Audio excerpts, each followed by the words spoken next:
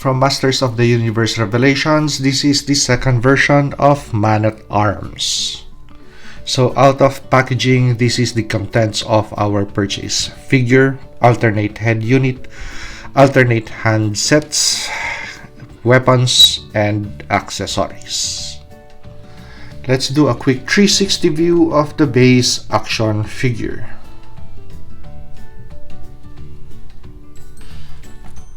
So this is the coat or cloak that comes with this Man at Arms action figure. Something similar to the one that we have with the Masters of the Universe Revelations Andra figure. Except the Andra figure, it came with a hood. And the color of the coat or cloak is black. So this is the same thing, either wrap around the neck or wrap around the body. So it has a velcro on the outer end. So you just loop it around or as you please. Okay, so let's take a look at the base action figure. So I took the head off and took the scarf off. And of course, the cape. So just the base action figure, up close and personal, and let's discover articulation points at the same time.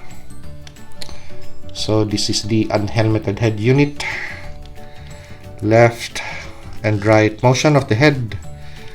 Nods, yes, but looking up, not so much because of the design of the hair of the unit. Looking down, yes, very wide angle.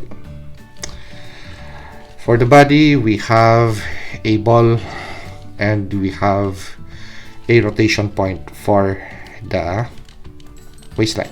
Rotation of the arm, we have a cut on the bicep for rotation of the bicep.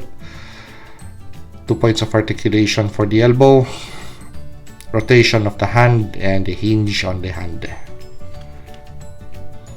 Okay, so let's move towards the leg. For the leg, because of the design of the garment, the green garment, and the way the garment is cut, so it's going to impede a little bit just of the articulation point for the leg. So leg raises would be hindered just a little bit. So side kicks, rotation for the thigh, 2 points of articulation for the knee, rotation for the boot, we have a hinge for the foot, and rocker. And as for base figure accessories, going to be the belt that you could take off also, the scarf, and the cape or cloak. So let's take a look at the alternate head units for Man at Arms. So of course, this is going to be the head unit that's going to be on the action figure once you already assembled it. So you just gotta decide which look you prefer, the unarmored or the armored version. But for me personally, it's going to be the armored version. So this is going to take a rest. So with the rest of the other accessories that just doesn't mix or match, well, no matter how you try to really station it on the action figure, the belt won't rest on the action figure once you put on the armor, because the armor already has a belt unit to it, something similar to the funny pack that came with the unarmored version. So this is going to take a rest. This too is going to take a rest, because no matter how hard you try to really fit it in, it's just going to bulk up this area over here, and it's going to impede the articulation of the head, because this scarf is going to really compete with this hair unit, and that in a very confined space such as this. So if you want a non-articulating head, well, put it there. And as you could see, no matter how hard you try, and even if you really space it in, it's just going to bunch up and you won't sit the head nicely on top of the figure, the armored version. So even without this accessory or this accessory, because of how this hair is designed, it still actually rubs on the side and you only have a little bit of articulation of movement left and right. So I think that I need to really get rid of about 0.25 inch of the hairline of this helmeted head unit.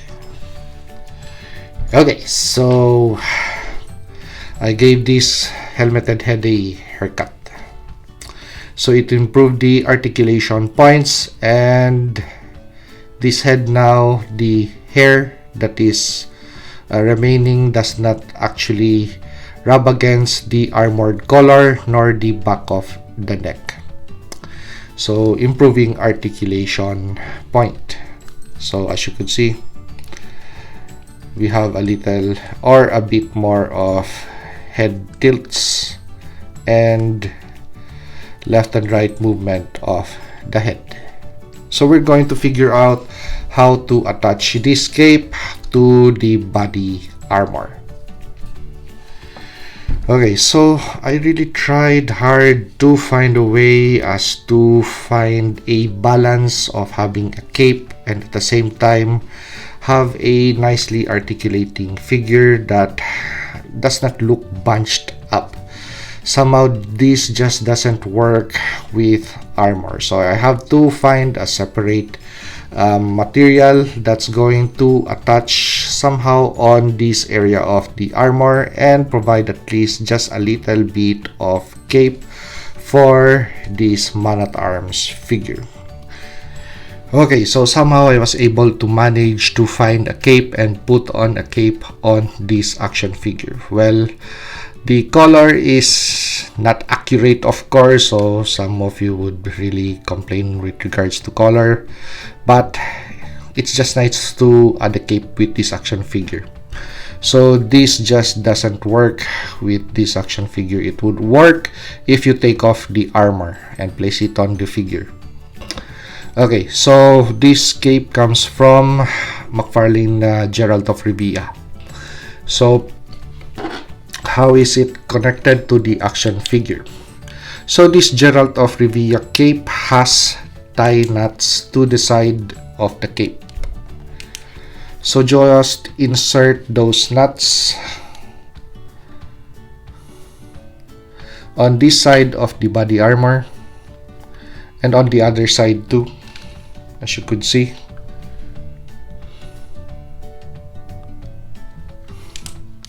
And make that nut. So just take off the head unit and tie a knot around the neck. So as you could see, it's a just floating piece actually, so it does not interact with any of the articulation points of the action figure. So the action figure, you have ample articulation on the head, full rotation on the arm, T-poses if you wish, and even free articulation point on the waistline, because you don't bundle up the cape on any part of the body of the figure. Additional accessories that I place on this action figure is going to be the forearm guard. So just to provide balance, because we have the blaster and we have the shoulder, this humongous shoulder protector, and I just placed that to balance things out. So at least this side of the body is armored up, has a little bit of armor, I mean. Okay, so weapons: left forearm blaster, shoulder blaster, and to expose the barrels. So just either close that or open. So for a fighting position or shooting stance, and let's put this action figure on a nice pose, possibly like that. Oops, and let's really make that cape flow nicely on the figure. Okay, so he's balanced out. So firing position, both weapons, forearm and shoulder arm. Okay, this figure comes with this humongous cannon.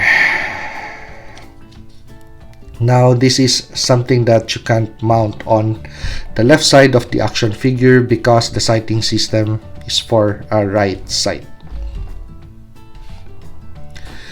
Now to have this weapon system with the action figure, you just have to detach the shoulder mounted lasers or cannons that way, and it's going to nestle on the right shoulder of the figure that way. So let's attach it to the figure. So this is how the figure looks with that humongous cannon on board.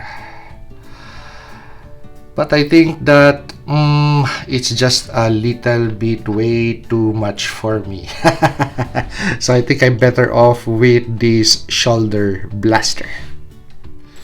Okay, so I guess this is just the right look for my Man of Arms action figure. So shoulder blaster, forearm blaster, we have 2 additional accessories. Well, I know that this is not the right mace for Man at Arms, but this is the accessory that I have on board, so might as well use it. So it works like a mace too. So I just have to improve on that handle, so it's going to fit the hand of the figure perfectly. Okay, so if you like this video, like, comment and subscribe to help me grow my channel, and see you on the next action figure or custom action figure review.